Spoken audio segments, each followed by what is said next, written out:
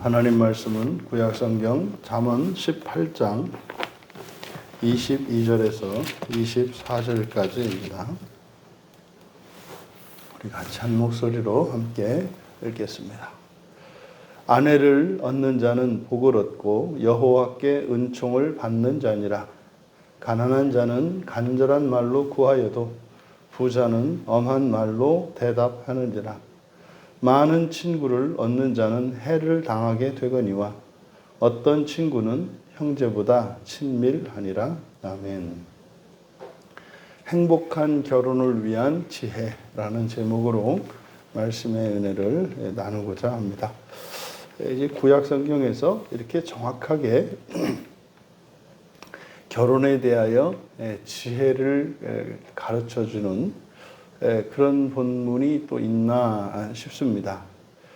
그러니까 이 본문은 22절에서 24절, 이것은 사실 이 세상을 살아가는데 이 결혼이라고 하는 것이 사람의 행복에 얼마나 큰 영향을 미치는 것인지 가르쳐 주고, 또 어떤 그러니까 결혼에 대한 우리들의 바른 마음가짐과 또 결혼한 이들에게는 왜 우리의 결혼이 그렇게 행복하지 못한지, 그리고 이제 결혼을 앞둔 이들에게는 우리들의 결혼이 어떻게 이루어져야 하는 것인지, 그리고 결혼을 통해서 얻을 수 있는 남편과 아내의 유익은 무엇인지, 또 그것을 누리고 있지 못하다면 그것을 이제 어떻게 누릴 수 있을지 하는 그 지혜를 우리에게 가르쳐주는 본문입니다.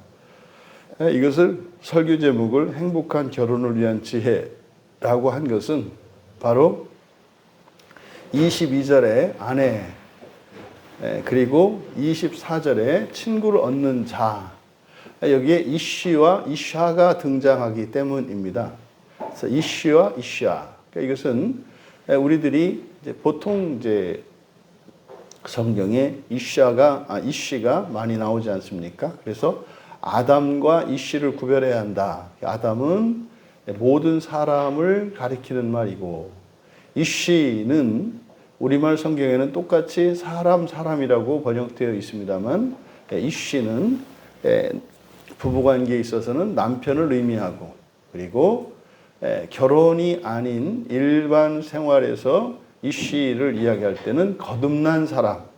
그래서 우리가 처음에는 남자라고 번역을 했었는데, 이거는 이제 주로 신자.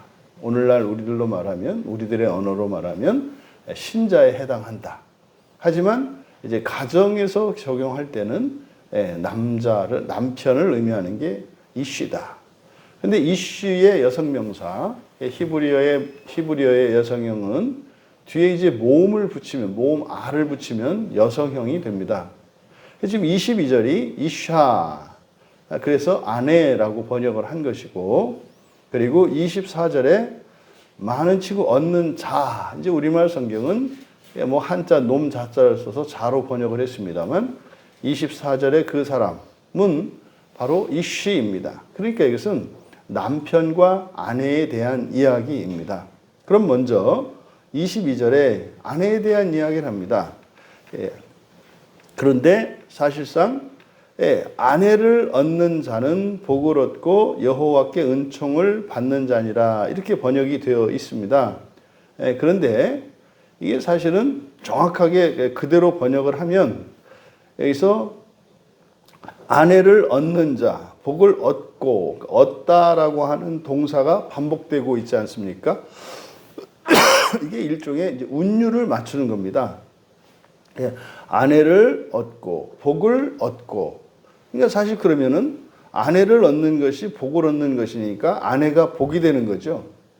그런데 여기 얻다라고 번역한 동사가 이제 마차라고 하는 동사인데, 얻다라고 하기보다는 찾다라는 뜻이에요. 찾다. 그러니까 무엇인가를 우리가 찾아내는 것, 이것을 마차라고 합니다. 그러니까 그대로 직역하면 아내를 찾은 자입니다. 아내를 얻는다 그러면 이건 수동의 의미지 않습니까? 근데 이건 적극적으로 아내는 찾는 거예요. 아내를 찾은 자는, 그리고 복이라고 번역한 것이 토부거든요. 토부는 선입니다. 선.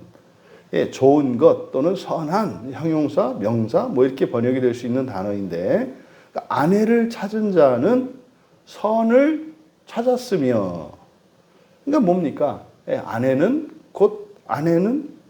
선이다.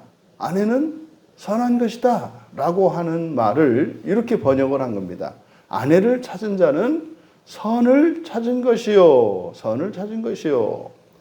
그리고 뒤에 하반절에는 여호와께 은총을, 그러니까 여호와로부터죠. 여호와께니까 여기서 이 깨라고 하는 말은 부터라고 하는 전치사를 이렇게 번역한 거예요. 그러니까 여호와로부터 온 은총입니다. 여호와로부터 온 은총을, 여호와로부터 온 은총을, 그리고 받는 자, 받다 이렇게 번역한 단어가 푸크인데, 이 푸크는 공급하다라는 뜻이에요. 공급하다. 그런데 이게 히필형입니다. 히필은 사역형을 의미해요. 그러니까 사역형은 동사를 번역할 때 뭐뭐 하게 하다 이렇게 번역을 해요. 그러니까 부크가 공급하다인데 사역형이니까 공급하게 하다 이렇게 됩니다. 그래서 직역을 하면 여호와로부터 온 은총을 공급하게 할 것이다. 그러면 상반절에서 이야기하는 아내가 곧 선이다라는 거거든요. 그러니까 아내를 찾은 자는 선을 찾은 것이다. 근데 그 이유를 사실은 왜 아내를 찾으면 선하지? 그 이유를 이제 하반절에서 설명하는 겁니다. 여호와로부터 온 은총을 공급하게 할 것이다. 그러니까요, 은총은 여호와로부터 와요. 근데 그 은총을 누가 누구에게 공급을 해요? 아내가 그 아내를 찾은 남편이겠죠. 그 남편에게 여호와로부터 온 은총을 공급하게 할 것이다. 이렇게 됩니다. 왜 상반절에서 아내는 선하다고 했을까요? 이것은 하나님의 창조 섭리가 창세기 2장 18절에서 돕는 배필로 주어져요. 아내는 돕는 배필로. 이때 돕는다라고 하는 이 예제는 우리가 많이 오해하고 있다고 그랬죠. 그러니까 이 돕는 배필이라고 하는 것이 보조적인 의미로 이렇게, 이제 이게 왜냐하면 영어 성경에서 이거를 헬퍼로 이야기를 하거든요. 근데 성경의 언어를 성경의 의미로 해석하지 않고 오늘날 우리들이 사용하는 단어의 의미로 번역을 하니까 이게 안 드러나는 거예요. 그러니까 창세기 2장 18절에서 이야기하는 돕는 배필이라고 하는 것은 능력이 다시 말해서 남자에게 없는 능력을 가진 여자라는 뜻이거든요. 남자에게 없는 능력을 가진 여자. 그러니까 능력면에 있어서는 하나님의 창조 섭리를 따르면 능력면에 있어서는 남자와 여자 중에 누가 더 능력이 있어요? 여자가 있다고요. 그러니까 이거를 돕는 배필이라는 이 단어의 성경적인 의미만 알면 뭐 남녀 평등이 어떠니 뭐 이래가지고 뭐 그 여성들의 지위를 높이려고 이게 발가락뼈를 한 게 아니라 이렇게 갈비뼈를 뺐으니까 남자 여자 하나님이 동등하게 지었다느니 이제 그냥 어쨌든 요즘 시대의 이런 사상을 어쨌든 성경에 막 강요를 하려고 되도 않는 말을 붙인단 말이에요. 여러분, 성경은 남녀 평등을 말하는 게 아니라 여성이 남자보다 더 우월하다고 이야기를 해요. 이게 창세기 2장 18절에 그 돕는 배필이라는 단어의 의미입니다. 그런데 주권은 누구에게 있어요? 남자에게 있다고요. 그러니까 주권을 한 사람에게는 주권을 주시고 한 사람에게는 능력을 주셨어요. 그러니까 이게 문제가 생기는 겁니다. 그러니까 부부간에 갈등이 있을 수밖에 없는 거예요. 능력을 가진 사람이 주권을 가졌다면 그 뭐가 문제가 되겠습니까? 또 차라리 능력이 없으면 주권도 안 주셨더라면 아무 문제가 안 돼요. 근데 이거를 나누어 놨다고요. 그러면 우리들이 가지고 있는 정상적인 주권과 능력의 상태는 우리들이 생각하는 상식은 뭡니까? 능력 있는 사람이 주권을 가져야 되잖아요. 그 문제가 없잖아요. 그러니까 가족 관계도 그렇지 않습니까? 아니, 뭐 우리 아빠가 모든 면에서 다 능력이 뛰어나. 그러니까 그 아빠가 그냥 결정권을 쥐고 있어. 아무도 불만 없죠. 또 반대로, 엄마가 모든 능력이 다 뛰어나. 그래서 주권이 있어. 이건 또 마음에 안 들거든요. 이게 성경이 부부관계가 이게 서로 믿음과 상호 절대적인 신뢰와 또한 서로에 대한 성실의 원칙과 그리고 사랑이 깨어지면 부부는 화합하고 정상적으로 살아갈 수 없게 되어 있어요. 왜요? 한 사람에게 능력을, 한 사람에게 주권을 주셨으니까. 그러니까 여기에서 우리가 알 수 있는 긴장이 뭡니까? 이거는요, 여차하면 깨질 수밖에 없는 관계예요. 부부라고 하는 것이. 근데 하나님의 이 창조 섭리를 따르면 우리는 알 수 있죠. 우선은 각자 한 사람에게는 능력을, 한 사람에게는 주권을 주셔서 서로 화합해서 능력이 없는 사람에게는 능력을 갖추게 하고, 그리고 주권이 없는 사람에게는 주권자로서 그것을 또 갖추게 하려고 한다는 것을 알죠. 그럼 이게 우리가 오늘날 부활을 하게 되면, 처음에는 부활하기 전에는 남자와 여자, 남편과 아내로서 한 사람은 능력을 가지고 한 사람은 주권을 가지고 있어요. 근데 부활하게 되면 어떻게 되는 겁니까? 완전한 능력과 주권을 가진 똑같은 사람이 돼요. 독립적인 인격 주체가. 그래서 하나님의 창조라고 하는 것은 불완전한 창조로서 완전한 창조로 나아가는, 그래서 첫 창조와 새 창조로 이루어져 있단 말이에요. 그래서 이 아내, 이 돕는 배필로 지어진 이 아내, 그래서 그 아내를 이샤라고 부른단 말이에요. 그러니까 이샤에게는, 아내로 번역되는 이샤에게는 무엇이 있어요? 능력이 있다고요. 능력이. 그러니까 그 능력을 가진 나의 아내를 찾은 사람, 그러면 어떻겠습니까? 좋겠죠. 이것이 아내를 찾은 자는 선을 찾았다라고 이야기를 하는 겁니다. 그런데 여러분, 우리들이 그러면은 결혼을 하면 남자들은, 그러니까 여자들은 모든 면에서 그 남편보다 여자들이 다 뛰어납니까? 그렇지 않거든요, 또. 세상에 있는 모든 여자가 다 남자들보다 뛰어나서 그 남편들이 그냥 아내를 사랑하지 않을 수 없느냐면 그렇지 않거든요. 잠언 31장에 나오는 바로 그 여자의 모델, 현숙한 여인의 현숙한 아내의 모델이 31장이거든요. 잠언 31장 가면 여자가 뭐예요? 일 다 하고요. 돈도 벌어오고요. 살림도 하고요. 애도 낳고요. 애 낳고요. 그냥 얻고 나가서 일해요. 그리고 집에 와서 밥 먹어요. 살림살이 다 해요. 남편은요? 꼭 뭐 숫사자 같다니까요. 그러니까 그게 성경에서 제시하는 현숙한 여인이에요. 그러니까 지금 22절에서 이야기하는 것이 바로 아내를 그러니까 남자는 그러니까 뭐 해야 되는 거예요? 행복하고 싶으면 뭐 해라? 결혼해라가 아니라 아내를 찾아라요. 아내를 찾아라. 결혼 잘못했다가 이게 아내가 아니라 2인애나 5인애를 만나면은 이거는 뭐 행복이 아니라 이거는 지옥 시작 이럴 수도 있는 거거든요. 그러니까 여기서 뭐라 하냐면 아내를 찾은 자, 이렇게 아내를 찾은 자. 그런데 이제 뒤에 있는 얘기. 우리의 현실 속에서는 모든 여자가 그러면 그냥 아무 여자하고나 결혼을 해서 결혼을 하면 이 여자가 돈도 벌어다 주고 살림도 해주고 다 해주고 나는 그냥 백수건달처럼 수사자 마냥 맨날 먹고 놀고 이러면 돼. 그러지 않거든요. 그러지 않거든요. 오히려 부부관계에서 남자가 더 능력도 있고 이럴 수 있지 않습니까? 그런데 그래서 뒤에 있는 내용은 바로 아내에 대한 하나님의 보증이에요. 아내를 찾았는데 그래서 결혼은 했어. 근데 이 아내가 이렇게 능력이 있어서 나를 능가하는 능력이 있으되 그런데 어떻게 해요? 복종을 해. 이러면은 진짜 다 끝난 거죠. 그런데 그렇지가 않잖아요, 현실에서. 그러니까 여호와께서 보증을 하는 거예요. 그러면 그 여자의 능력이라고 하는 것은 그 여자, 아내가 가지고 있는 개인적인 능력이나 역량이 아니라 뭐라는 겁니까? 여호와로부터 온 은총이라고 말하는 거예요. 그러니까요, 선택을 잘 해야 되겠습니다만은 중요한 것은 결혼을 했어요. 그럼 아내가 됐어요. 그럼 아내에게는 무엇이 보장되어 있어요?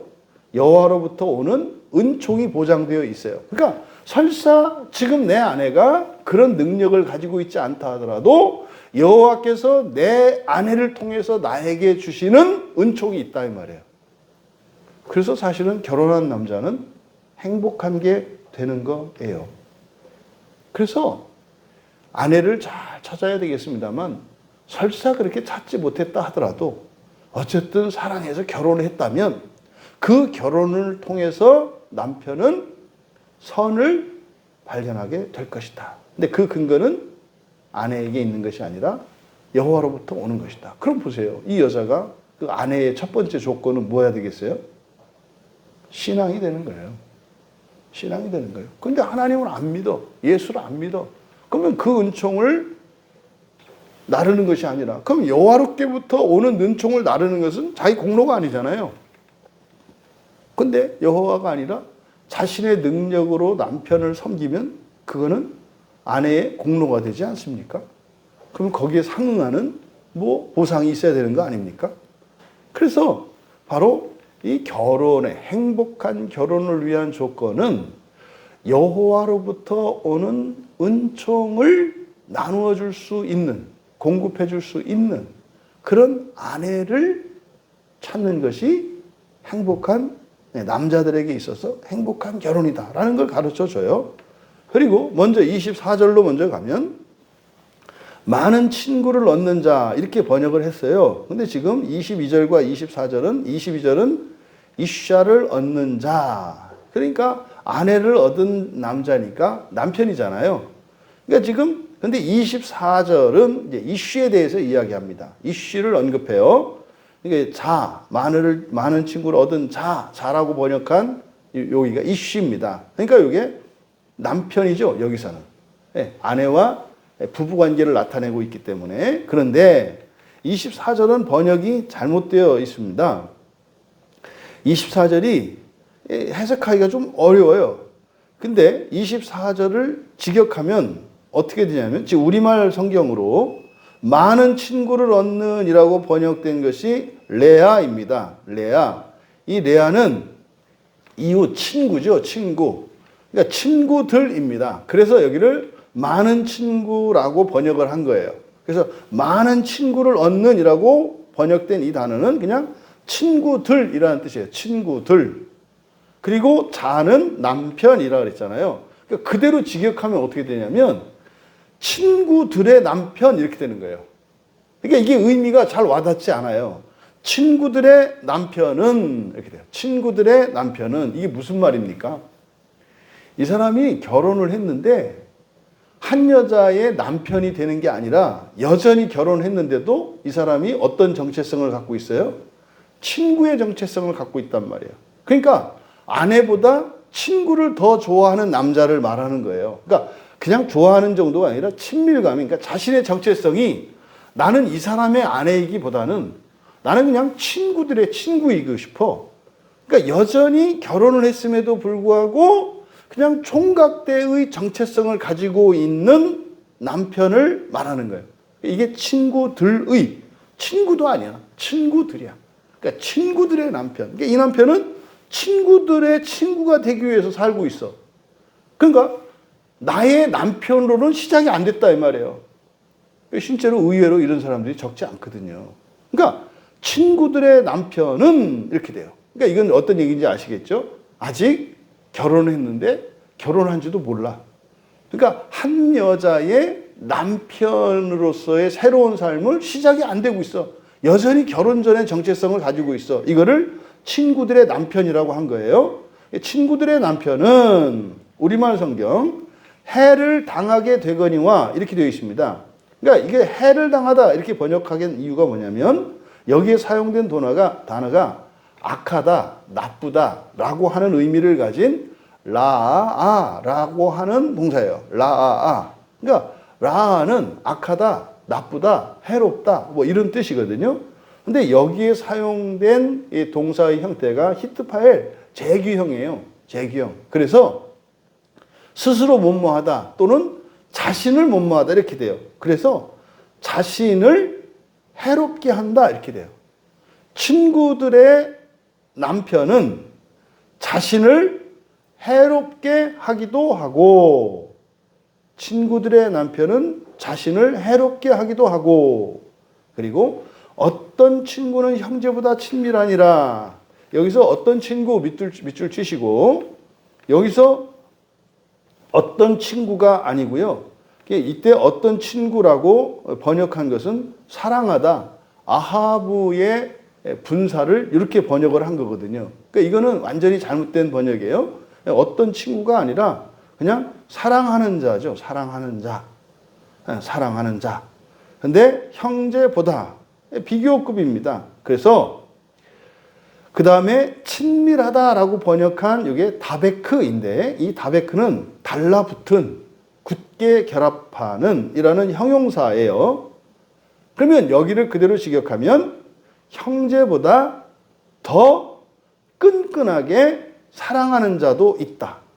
그러면 24절을 전체 번역을 해서 불러드리면 친구들의 남편은 자신을 해롭게 하기도 하고 형제보다 더 끈끈하게 사랑하는 자도 있다.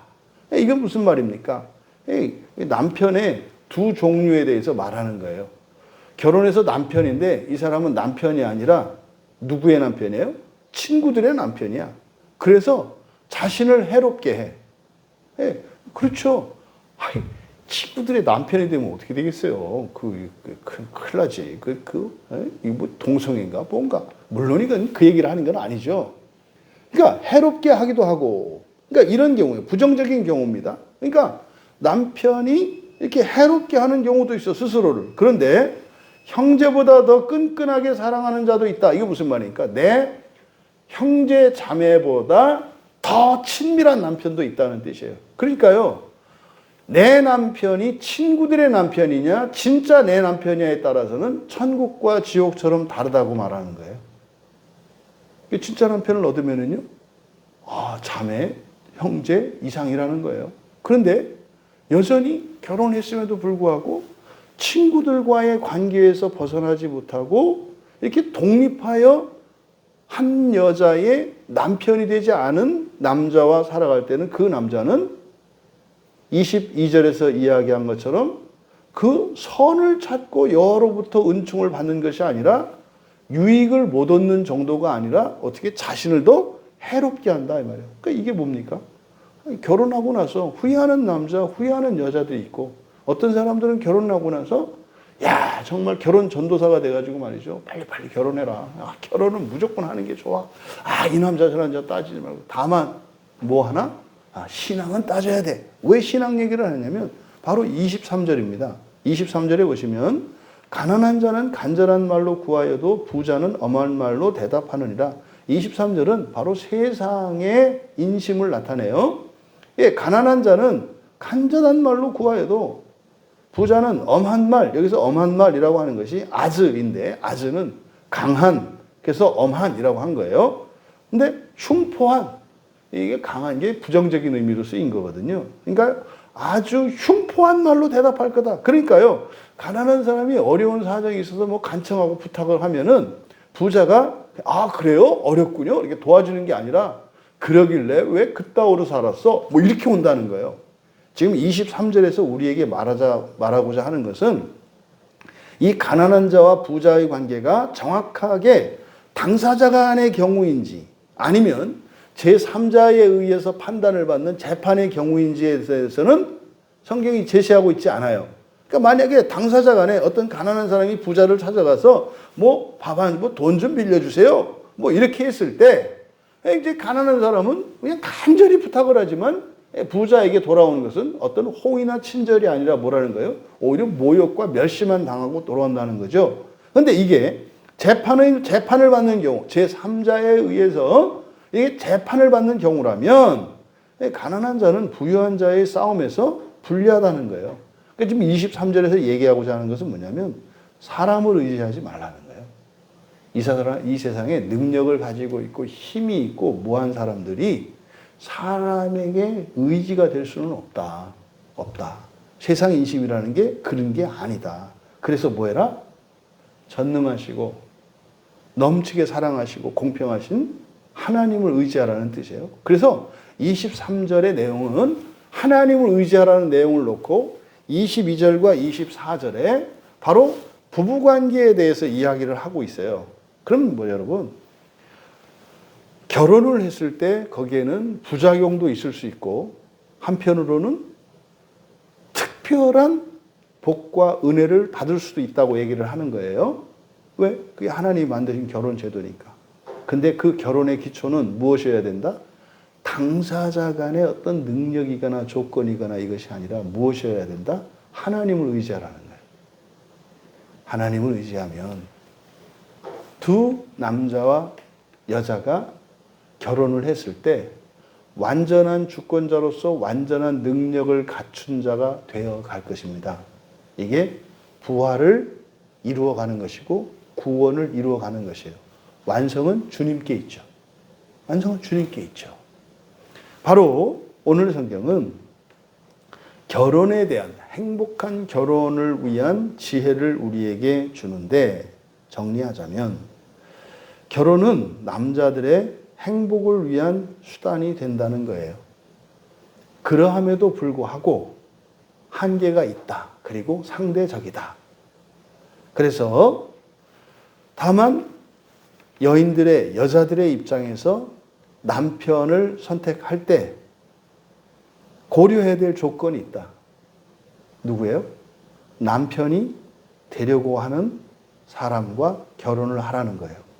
이게 이제 흔히 말하는 사랑이라고 이야기를 하죠. 근데 이 사랑에 대한 오해가 많죠. 뭐 사주고, 뭐 같이 놀아주고, 뭐 이렇게 하는 거를 사랑, 그런 거 사랑 아니잖아요. 그렇죠? 사랑은 오히려 뭡니까? 나의 실수나 허물이나 잘못, 이런 약점들을 눈 감아주고 오히려 도닥거려주는 것을 사랑이라고 해요. 나로 인해서 손해를 감수하고 나 때문에 불편하더라도 그것으로 역정을 내거나 손해를 봤다고 생각하는 것이 아니라, 난 그래도 당신은 뭐 이렇게 할 자격이 있는 사람입니다. 이것을 사랑이라고 얘기한단 말이에요.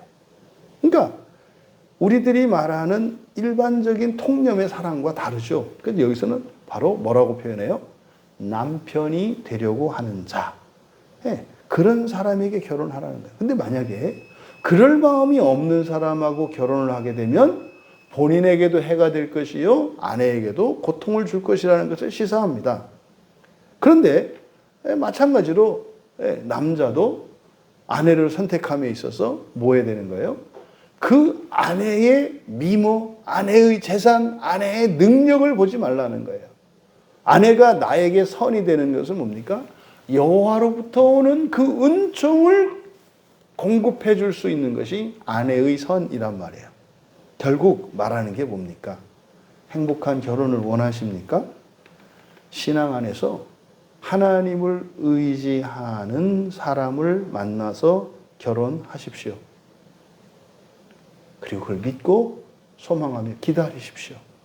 반드시 당신의 배우자가 어떠한 사람일지라도 당신이 믿음 안에서 그리스도를 의지하며 살아간다면 반드시 하나님께서 여러분의 배우자를 통해서 그 사람의 능력, 이 세상에 어떤 사람도 줄 수 없는 하나님으로부터 오는 그런 복과 그런 은혜를 넘치게 부어주실 것입니다.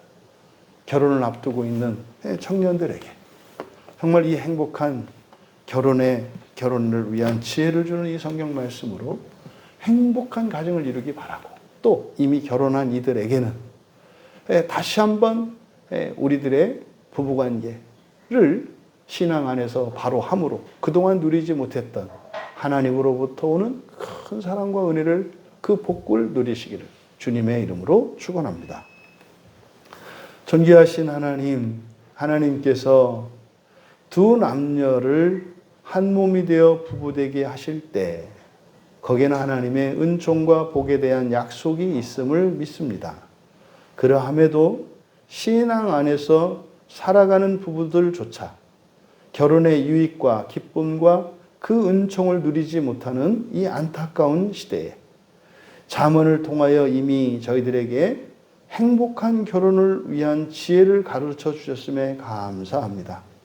이 말씀이 오늘 저희들에게 다가왔고 선포되었사오니 이 땅에 있는 모든 부부들이 부부로 인하여 행복해지고 영광스럽게 하시고 이 시대의 젊은이들이 행복한 결혼을 꿈꾸며 소망하며 그 언약의 복을 누리게 하옵소서. 감사하며 예수님의 이름으로 기도하옵나이다.